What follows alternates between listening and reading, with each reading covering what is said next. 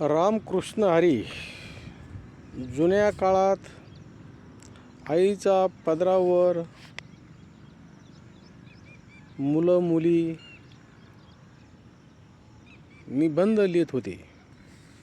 आईचा पदर ही तिच्या मातृत्वाची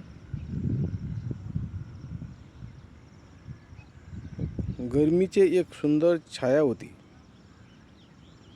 आईचा पदर चुलीवर गरम भांडी उतरण्यासाठी उपयोगी यायची.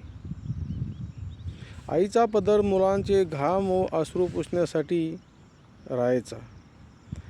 घाण झालेले कान तोंड साफ करण्यासाठी आईचा पदर कामी यायचा. मुलाचे जेवण झाले की आईच्या पदराने तोंड पुसायचे.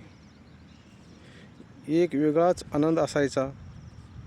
कधी डोळ्यात काही गेलं तर आई पदरानं छोटा गोळा करून त्यावर फुंक मारून डोळ्यावर ठेवायची आणि जादूसारखं दुखणं थांबायचं.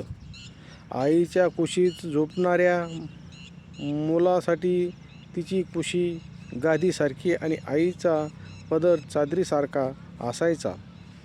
कोणी अनोळखी पाहुणा घरी आला तर मुलं आईच्या पदरामागे लपायची. मुलांना जेव्हा लाज वाटायची तेव्हा ते आपला चेहरा आईच्या पदराने झाकायचे. जेव्हा बाहेर कुठे जायचं असेल तेव्हा मुलं आईचा पदर घट्ट धरून ठेवायचे. तोच पदर त्यांना वाट दाखवायचा.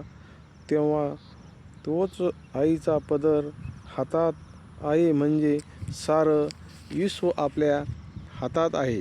रामकृष्ण हरी.